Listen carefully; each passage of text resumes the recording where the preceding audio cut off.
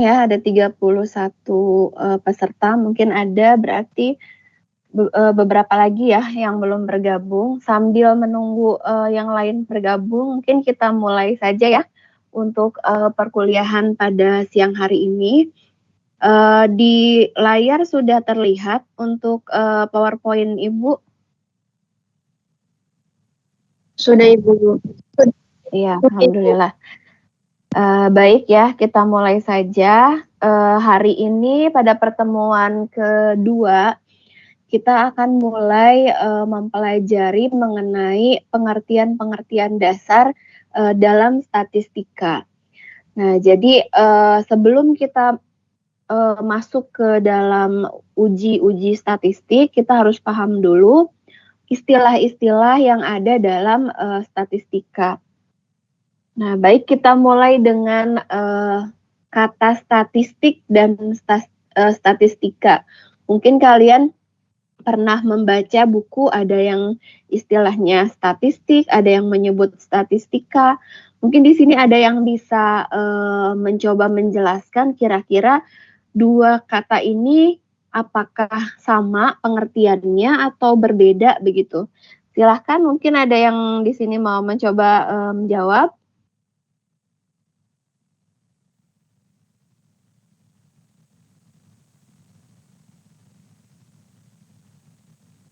Ada yang mau mencoba menjawab di sini atau Ibu ini aja random aja di sini siapa yang mau mencoba menjawab?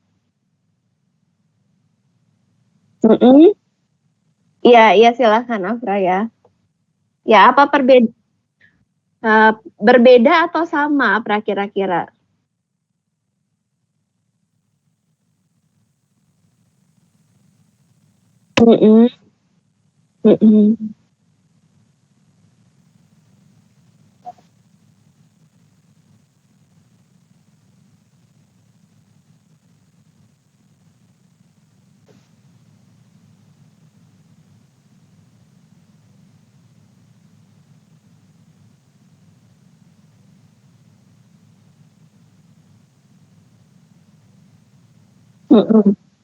Iya, betul ya Apra ya jawabannya, Masya Allah.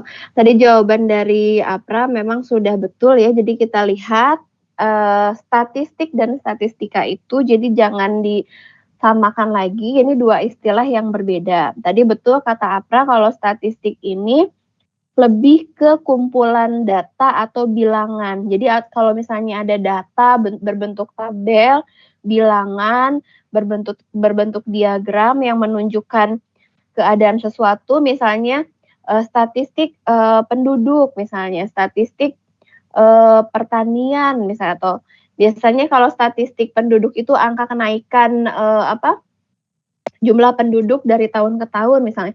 Nah, itu kita sebut sebagai statistik. Nah, kalau misalnya statistika itu memang lebih ke ilmunya atau pengetahuan yang berhubungan dengan bagaimana cara untuk mengumpulkan data, untuk mengolah data, dan untuk penyajian data dan penarikan kesimpulan. Jadi beda ya, kalau statistik itu datanya, kalau statistika itu adalah ilmunya atau pengetahuan yang berhubungan dengan cara-cara pengumpulan data dan lain sebagainya. Nah, jadi untuk mata kuliah ini sebetulnya lebih tepatnya statistik pendidikan atau statistika pendidikan harusnya? Statistika pendidikan. Statistika, Bu. Statistika, ya betul ya. Kayaknya kalau tahun kemarin itu di AIS mata kuliahnya udah statistika pendidikan. Nah, sekarang nggak tahu kalau Ibu lihat di AIS jadi statistik ya. Kalau di kalian bagaimana? Sama nggak? Jadi statistik pendidikan. Atau statistika mungkin di AIS kalian ya? Statistik. Lupa, Bu. Ya, kalau Ibu ngecek tadi pas ngecek absensi, itu statistik pendidikan. Kalau sebelum-sebelumnya sih statistika pendidikan. Jadi mungkin yang lebih tepatnya harusnya karena ini kita mempelajari ilmunya, berarti lebih tepatnya statistika pendidikan. Baik, kita lanjutkan ya untuk penggolongan statistik berdasarkan pengolahan datanya.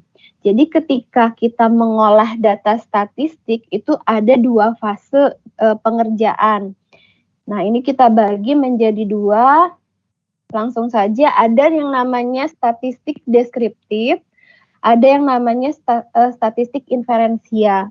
Nah, kalau statistik deskriptif ini yang menggambarkan kegiatan berupa pengumpulan data, penyusunan data, pengolahan data, dan penyajian data dalam bentuk tabel, grafik, atau diagram. Jadi supaya memberikan gambaran yang jelas, yang ringkas mengenai suatu keadaan. Misal ya, misalkan kalian ketika penelitian skripsi itu kan menguji pretest post-test ya.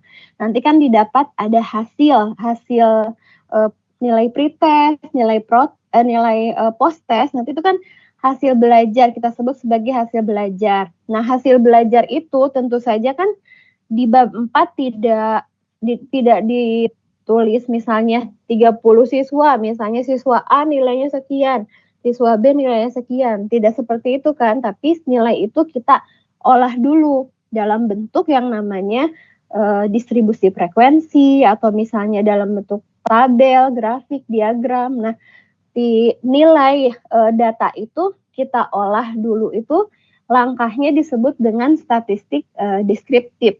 Nah, jadi sampai kita menyajikan data itu dalam bentuk tabel, grafik, diagram. Nah, itu kita sebut fase pengerjaannya statistik deskriptif. Jadi kan deskriptif di sini kan berarti harus menggambarkan data yang mudah dibaca oleh pembaca misalnya.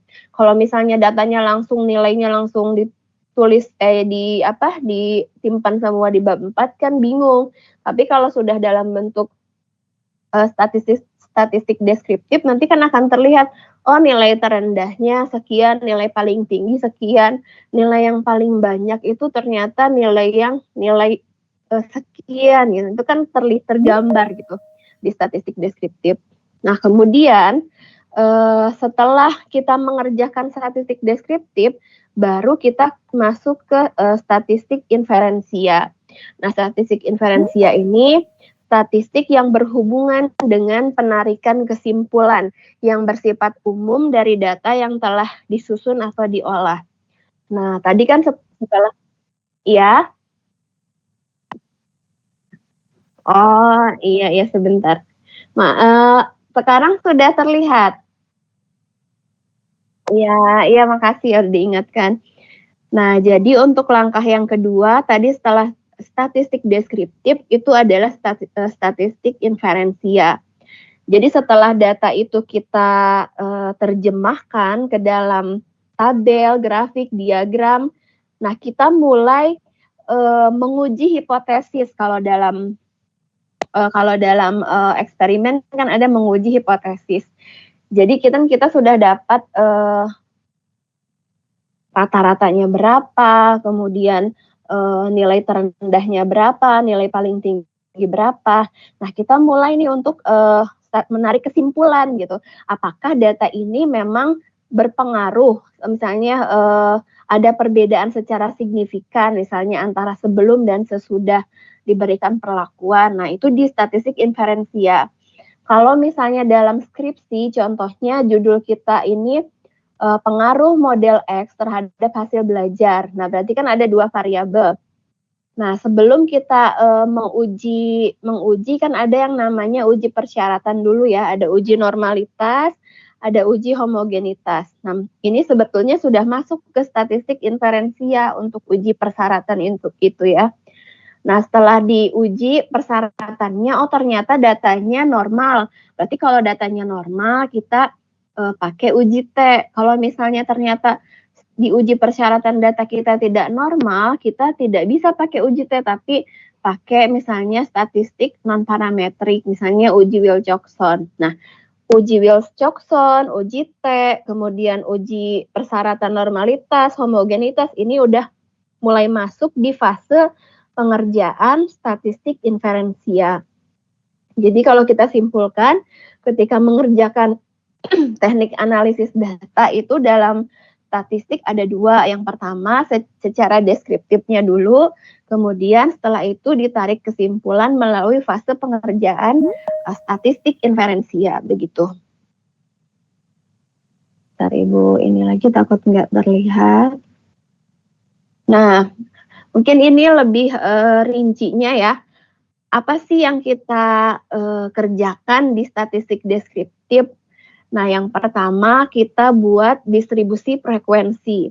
Nah, distribusi frekuensi ini adalah penyusunan data dari yang nilai terkecil sampai yang terbesar. Kemudian disajikan dalam bentuk tabel dan diagram. Jadi kan misalnya siswanya ada 30 siswa, misalnya kelas A. Kita uji nilai hasil belajarnya. Nah, itu nilainya itu kita urutkan dulu sebelum kita buatkan distribusi frekuensi, kita urutkan dulu nilai terkecil dari terkecil sampai terbesar. Nah, setelah diurutkan baru misalnya dibuat, kalau misalnya 30 itu kan datanya itu data individu ya, kalau 30 itu kan kalau ditaruh di bab 4 misalnya 30 siswa itu terlalu panjang, makanya kita data yang tunggal itu kita, atau data individu atau data tunggal itu kita ubah jadi data kelompok. Data kelompok tuh misalnya nilai 10 sampai 20 misalnya, ada berapa orang, nilai 21 misalnya sampai 40 ada berapa orang. Nah, jadi itu tahapannya. Jadi kita susun dari data yang terkecil sampai terbesar, kemudian kita kelompokkan data itu supaya data yang tadinya data tunggal begitu banyak jadi lebih ringkas kalau kita kelompokkan begitu. Nah, setelah dikelompokkan itu kan nanti ada hitungannya gimana mencari batas kelas, mencari intervalnya, misalnya panjang kelasnya ada berapa. Nanti di distribusi frekuensi kita akan belajar ya. Kemudian setelah kita terjemahkan ke dalam tabel yang kita sebut dengan distribusi frekuensi, kita lanjutkan perhitungannya. Kita cari ukuran pemusatan datanya. Kalau pemusatan itu kan berarti kalau misalnya data itu berbentuk grafik, itu yang di tengah-tengah tuh berarti yang di pusat data. Jadi yang di situ kita cari dulu rata-ratanya berapa, modusnya berapa, mediannya berapa. Nah, setelah ukuran pemusatan kita cari, kemudian kita cari juga ukuran penyebarannya. Kalau penyebaran itu kalau ketika praktikum ya seperti simpangan baku, simpangan rata-rata, standar deviasi gitu ya. Nah, ini masuk, jadi statistik deskriptif itu yang termasuk di dalamnya itu pertama mencari distribusi frekuensi, kemudian ukuran pemusatan, kemudian mencari yang terakhir ukuran penyebaran. Nah, jadi sampai sini kita sebut fase statistik deskriptif. Sebentar.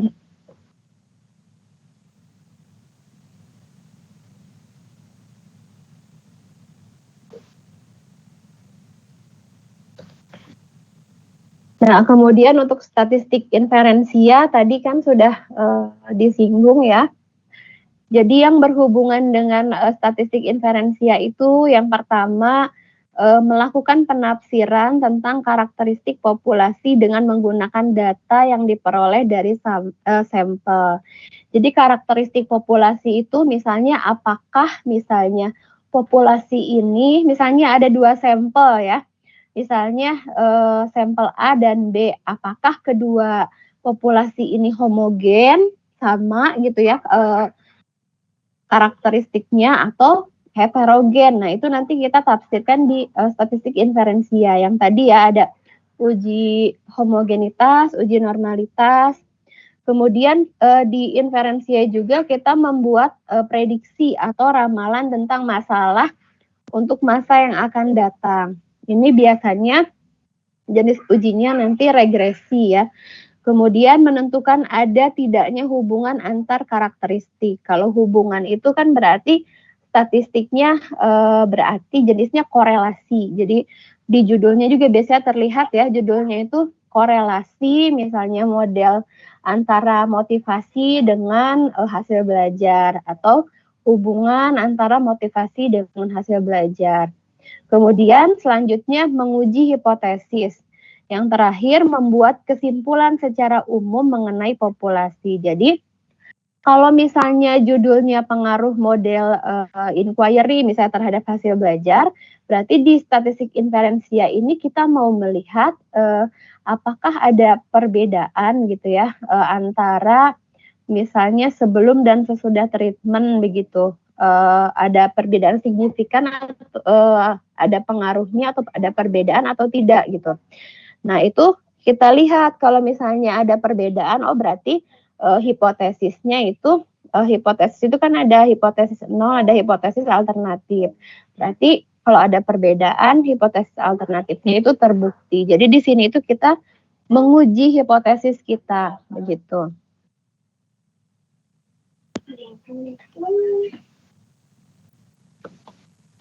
Nah, kalau tadi penggolongan statistik berdasarkan fase pengerjaannya, kalau ini penggolongan statistik berdasarkan parameternya.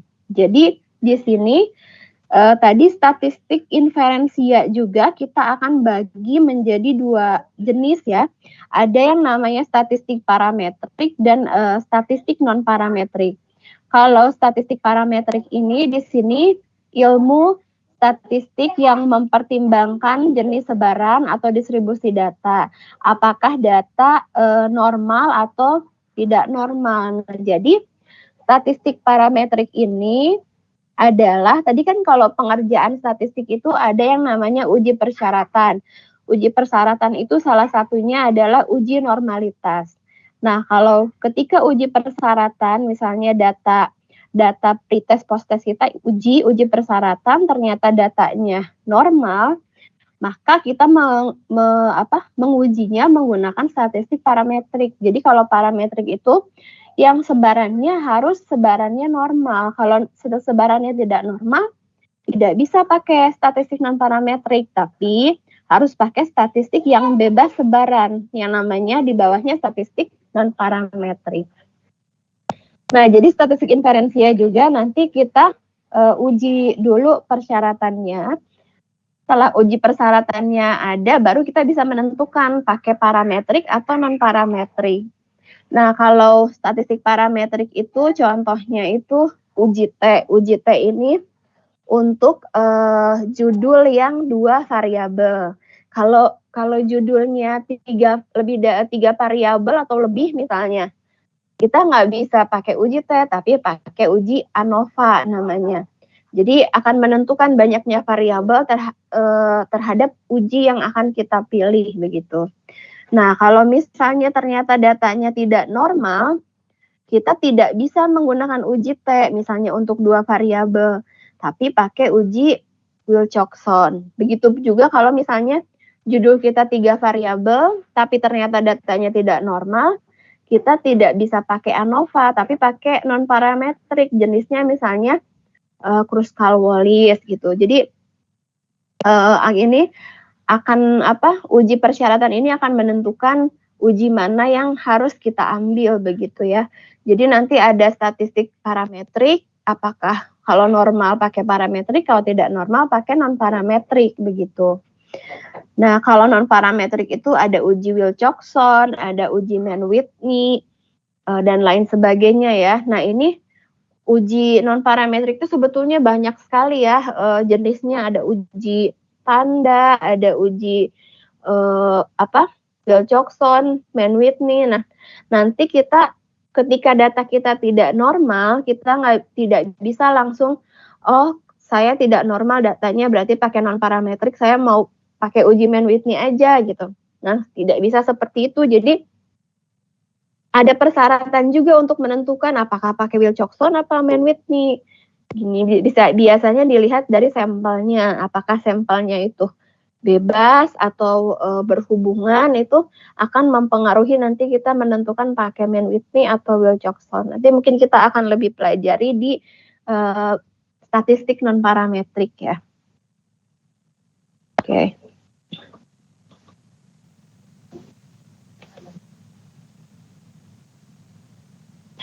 Nah, ini mungkin lebih penjelasannya untuk statistik non parametrik itu biasanya datanya itu dengan skala interval dan rasio. Nah, nanti kita akan belajar juga mengenai jenis-jenis data. Data itu ada nominal, ordinal, interval, rasio. Jadi misalnya di sini untuk statistik non parametrik ini hanya bisa yang datanya interval atau rasio saja. Berarti data nominal itu tidak bisa menggunakan uji ini. Data nominal itu kan nominal itu lebih ke misalnya ada 1, 2, 1 itu misalnya laki-laki, 2 perempuan. Jadi lebih ke kategori kalau nominal.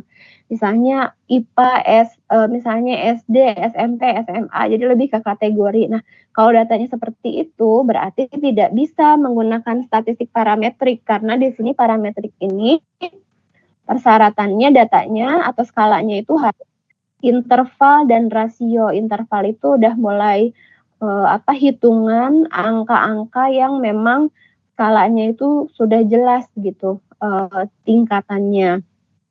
Kemudian tentu saja kalau parametrik tadi untuk data yang berdistribusi normal.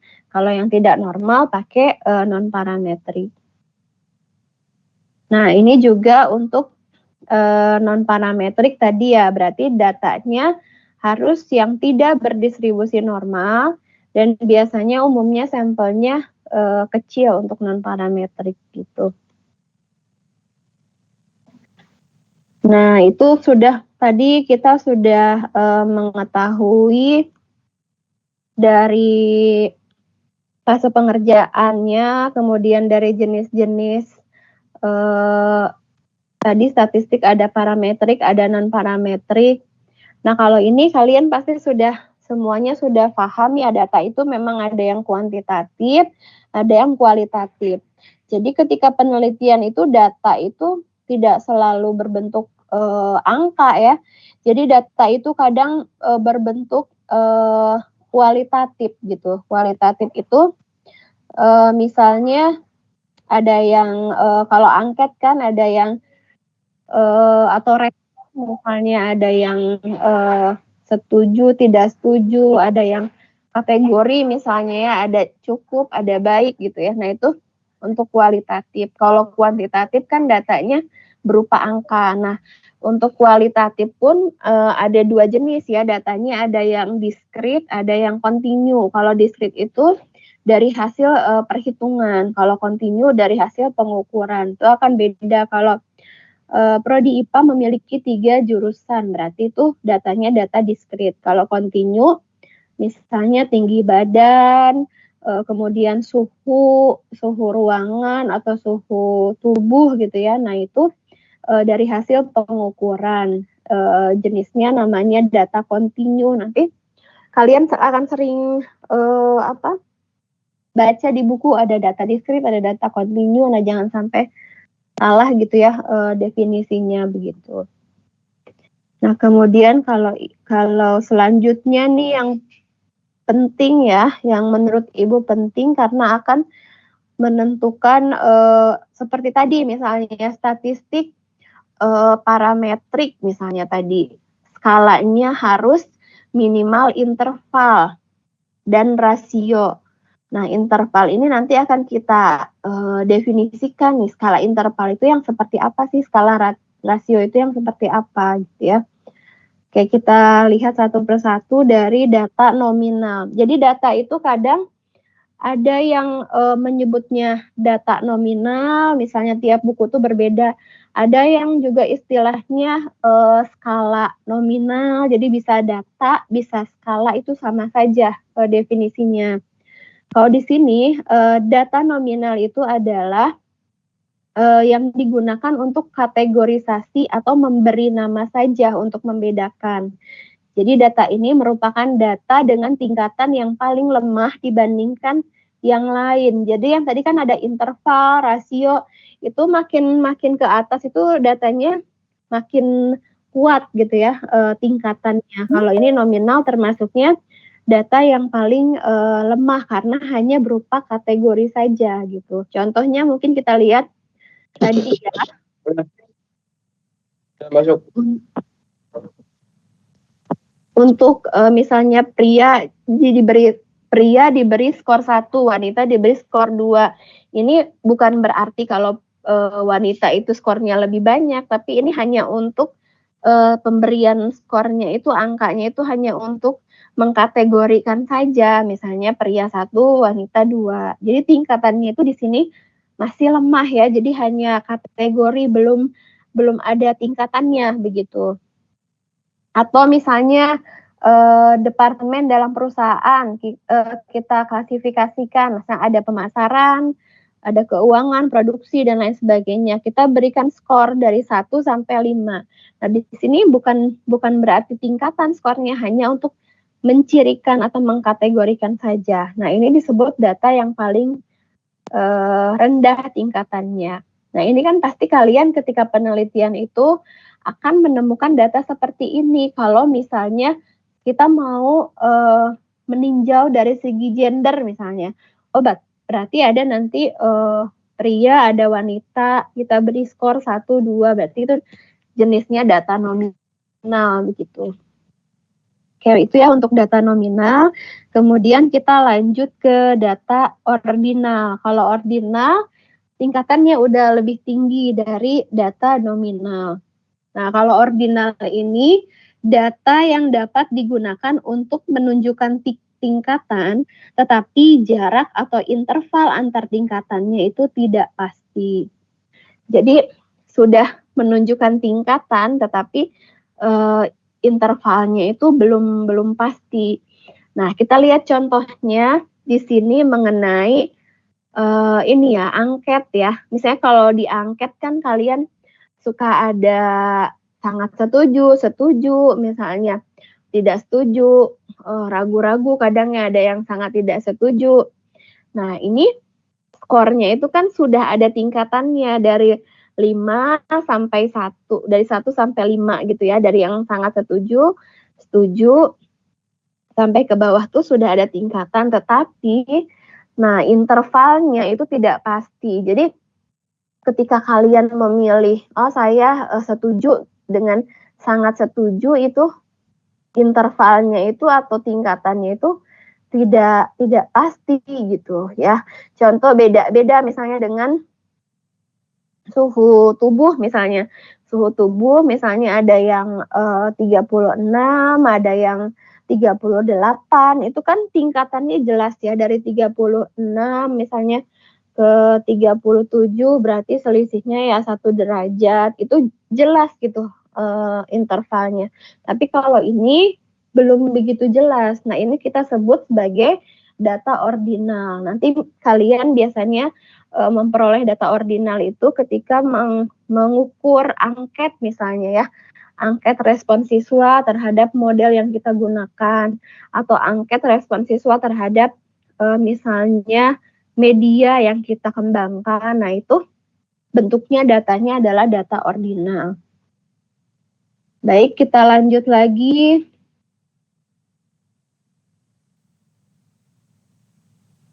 Langsung aja lanjut ke data interval ya. Nah, kalau data interval ini data yang sudah dapat digunakan untuk menunjukkan tingkatan. Nah, tetapi tingkatannya itu sudah pasti. Kalau tadi kan ordinal itu sudah ada tingkatan, menunjukkan tingkatan, tapi intervalnya belum pasti. Kalau ini bisa menunjukkan tingkatan, intervalnya sudah pasti. Maksudnya seperti tadi yang Ibu bilang ya, contohnya di sini suhu gitu ya. Saya dari 36 ke 37 ya, selisihnya 1 derajat gitu. Nah, hanya interval ini belum memiliki nol mutlak. Nah, apa yang dimaksud dengan nol mutlak di sini? Jadi kalau suhu misalnya termometer 0 derajat Celcius, nah bukan berarti tidak ada nilainya gitu. Jadi di sini belum memiliki nol mutlak itu, angka 0 itu misalnya di skala termometer ini ada nilainya. Beda dengan misalnya, oh jumlah mahasiswa di kelas A ini nol gitu. Berarti memang tidak ada satupun mahasiswa di situ, tidak ada nilainya. Tapi kalau suhu menunjukkan angka 0 berarti memang ada nilainya 0 derajat. Nah, ini disebut sebagai skala atau data interval. Nah, tadi kan untuk statistik parametrik syaratnya harus minimal interval dan rasio. Berarti ordinal itu tidak bisa tuh menggunakan uji T karena kan ordinal kan masih belum pasti ya intervalnya tadi. Oke, next kita lanjut yang terakhir, data yang paling tinggi tingkatannya adalah data rasio. Nah, kalau tadi kan belum memiliki nol mutlak, kalau data rasio itu sudah mempunyai nol mutlak. Artinya tadi ya, kalau jumlah mahasiswa itu nol, berarti memang tidak ada mahasiswa sama sekali di dalam kelas. Kalau misalnya jumlah apa ya, yang nol itu misalnya jumlah jurusan misalnya itu 0 gitu kan. Itu kan pokoknya kecuali suhu itu kita sebut sebagai data rasio begitu. Sampai sini paham ya untuk ini data. Nah, kenapa sih kita perlu mempelajari mengenai jenis-jenis data ini? Nah, karena ini jenis data tersebut itu akan menentukan uji statistik apa yang kita gunakan. Contoh misalnya tadi kan di sini kalau kita lihat di tabel ya, tadi kita dengar ada uji T ya. Nah, berarti uji T itu t-test ya. Di sini t-test itu datanya harus minimalnya di sini interval. Berarti data ordinal dengan nominal itu tidak bisa menggunakan uji T. Kemudian tadi ada yang namanya uji Wilcoxon. Nah, uji Wilcoxon ini dia minimalnya datanya harus ordinal gitu. Nah, ini data-data ini digunakan nanti untuk persyaratan kita menentukan uji statistik gitu ya. Kalau nominal itu nggak bisa pakai uji T, tapi dia ada uji tersendiri untuk data nominal, misalnya pakai binomial dan lain sebagainya begitu. Kemudian di sini kita lihat ya, dilihat dari jenis variabelnya. Kalau misalnya judul kita satu variabel, itu kita pakai uji T. Kalau misalnya ada dua variabel, itu juga dua variabel itu ada yang related itu ada yang berhubungan. Berhubungan itu contohnya begini, jadi kita misalnya mau melihat nilai sebelum dengan sesudah treatment misalnya. Nah, sebelum dan sesudah itu kan berhubungan ya, sampel dengan sampel yang sama. Jadi sebelum nilainya berapa, sesudah berapa. Nah, itu kita sebut namanya related, sampel yang berhubungan. Ada juga yang namanya sampel yang independen ya. Independen itu sampel bebas. Artinya misalnya contohnya kita mau melihat nilai fisika siswa SMP dengan SMA. Nah, siswa SMP dengan SMA ini ya sampelnya berbeda gitu, tidak berhubungan. Jadi bebas sampelnya. Nah, ini juga jenis sampel juga yang related, independen itu juga akan mempengaruhi uji yang kita gunakan. Contohnya tadi kan non parametrik ya. Ada yang namanya uji Wilcoxon, ada uji Mann-Whitney. Tapi setelah kita lihat tabel ini ternyata kalau Wilcoxon itu untuk sampel yang related, yang berhubungan gitu. Nah, kalau sampelnya bebas, kita tidak bisa pakai Wilcoxon, tapi pakai Mann-Whitney begitu. Nah, ini kalau tadi dua sampel, dari mulai satu variabel, dua variabel, nah 3 variabel. Ada yang lebih dari 2 berarti 3 variabel dan seterusnya ya kalau lebih. Nah, kalau 3 variabel misalnya di sini itu kita tidak bisa pakai uji T lagi, tapi ada ujinya yang namanya uji ANOVA. Nah, ini juga yang 3 variabel juga dilihat dari sampelnya. Apakah sampelnya itu related atau sampelnya itu bebas atau independen. Jadi ada banyak sekali faktor yang harus kita tinjau untuk menentukan suatu uji statistik. Pertama di sini mungkin dari segi datanya, apakah datanya nominal, ordinal, atau interval. Kemudian dari segi variabelnya, apakah variabelnya 1, 2, atau lebih dari 2. Kemudian yang kita tinjau lagi dari si sampelnya, apakah dia sampel bebas atau sampel terikat gitu atau related gitu ya, atau independent sampelnya. Jadi banyak sekali di sini yang harus kita lihat sebelum menentukan uji statistik begitu. Nah. Oke, mungkin itu sampai tadi uji statistik. Nah, ini mungkin kadang yang suka ada di buku statistik juga ada istilah yang kadang tidak dipahami atau tertukar gitu ya. Mungkin kalian pernah dengar yang namanya ada parameter, ada yang disebut dengan statistik. Jadi untuk metode pengumpulan data ini kan seperti kita ketahui ada yang sampling, ada yang sensus. Kalau sensus itu kan kita sering dengar istilah sensus penduduk, sensus ekonomi gitu ya. Nah, kalau sensus itu berarti pengumpulan datanya apabila seluruh elemen populasi diselidiki satu persatu. Berarti kalau misalnya negara Indonesia sedang melaksanakan sensus penduduk, berarti ya semua penduduknya itu didata gitu ya. Beda dengan misalnya kalau di sampling, kalau sampling itu mungkin ya perwakilan saja, misalnya daerah sini cuma berapa orang, kemudian daerah ini hanya berapa orang sebagai sampel gitu. Nah, kalau sensus itu berarti secara keseluruhan gitu, sepopulasi gitu yang ditelitinya. Nah, data yang diperoleh sebagai hasil pengolahan sensus itu dinamakan dengan parameter. Jadi kalau di dalam buku statistik kalian membaca ada parameter, berarti parameter itu adalah data dari hasil sensus, disebutnya parameter. Tapi kalau misalnya data itu disebut statistik, berarti datanya diambil dari hasil sampling atau hanya sebagian saja yang diteliti gitu ya. Nah, tadi kan ada perbedaan pengertian antara statistik dan statistika.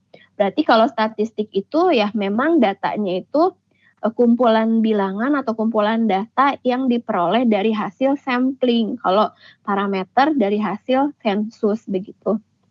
Itu jangan tertukar, nanti banyak sekali di buku referensi ya mengenai parameter, kemudian statistik. Nah, kalau ini data menurut pengumpulan datanya. Kalau pengumpulan data itu ada yang namanya cross section.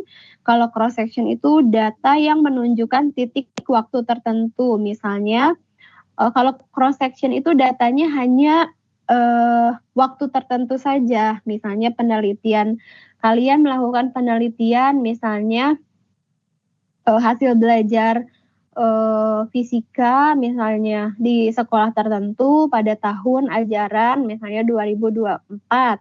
Nah, itu hanya waktu tertentu. Tapi ada juga yang namanya data itu time series. Kalau time series itu datanya itu dari waktu ke waktu. Misalnya biasanya sih untuk waktu ke waktu tuh untuk menunjukkan ada peningkatan, ada penurunan. Misalnya data suhu bumi misalnya dari tahun ke tahun itu kan grafiknya meningkat. Nah, itu dikatakan data time series. Tapi kalau hanya satu, misalnya itu dikatakan data cross section.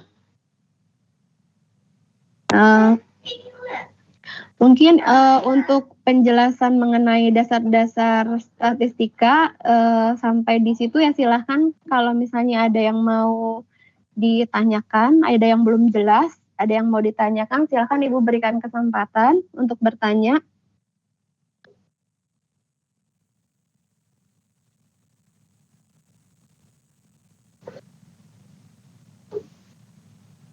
Iya, silakan Afra.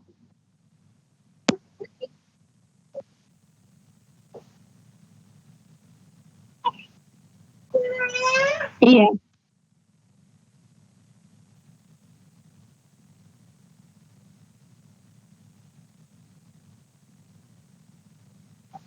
Mm-mm.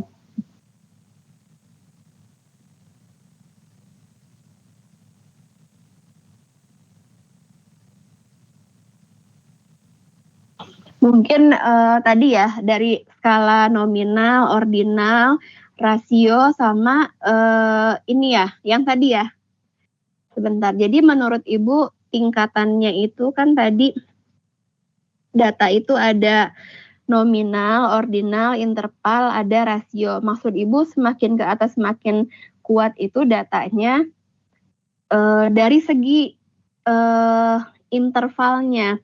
Kalau skala nominal itu kan dia hanya mengkategorikan.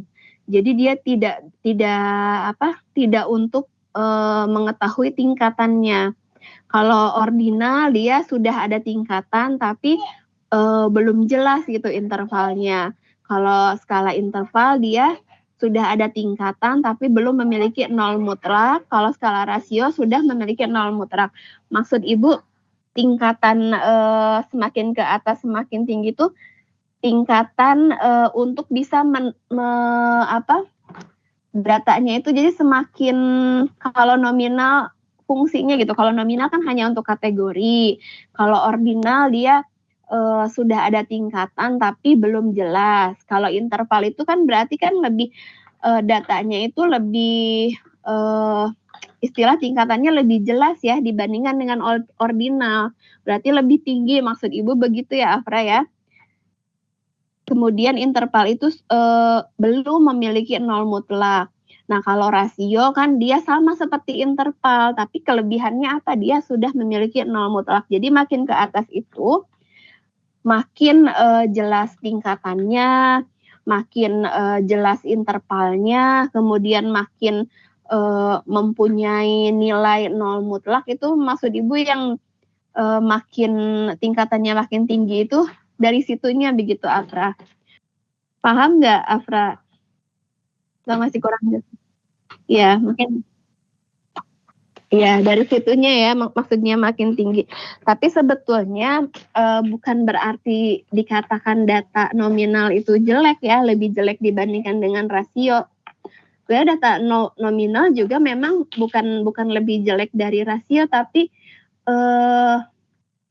memang datanya tidak bisa gitu menggunakan data rasio. Contohnya tadi kategori laki-laki, perempuan gitu kan.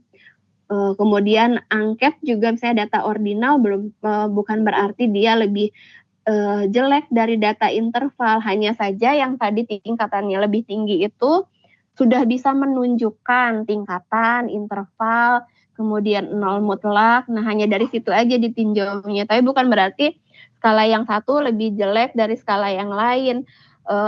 Karena setiap skala itu kan ada cara perhitungannya, cara analisis datanya masing-masing. Tadi kan kita sudah lihat tabelnya ya. Di sini sudah lihat tabelnya. Kalau yang nominal itu dia ada caranya tersendiri, ujinya tersendiri. Kalau nominal itu untuk satu variabel, dua variabel, itu akan berbeda dengan data interval yang satu variabel, yang dua variabel. Jadi hanya dari situ aja ditinjaunya lebih tinggi itu maksudnya lebih bisa menunjukkan tingkatan, interval, kemudian nol mutlak, begitu ya. Baik, silahkan ada yang mau ditanyakan lagi?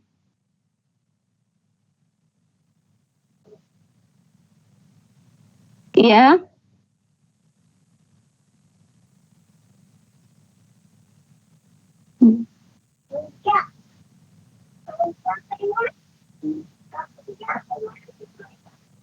Iya, kalau setahu Ibu ya untuk uji normalitas, uji homogenitas itu biasanya untuk data interval dan rasio Afra. Jadi kalau misalnya datanya bentuknya interval seperti tadi suhu, kemudian jumlah, skor, nah itu harus diuji dulu persyaratannya, normalitas dan homogenitasnya. Baru nanti setelah ditentukan itu kan misalnya kalau normal pakai uji tes, uji T gitu ya untuk yang 2 variabel.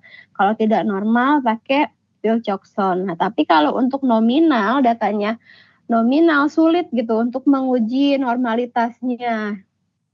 Jadi yang pasti yang menggunakan uji persyaratan itu data interval dan tadi data rasio begitu. Iya. Baik, silahkan ada yang mau ditanyakan lagi?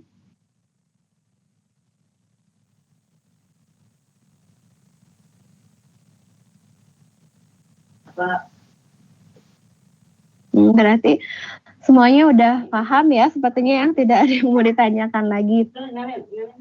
Baik, mungkin kalau nanti ada yang mau ditanyakan, misalnya ketika kalian mencari referensi, terus ada istilah yang berbeda, bisa ditanyakan langsung ya ke Ibu.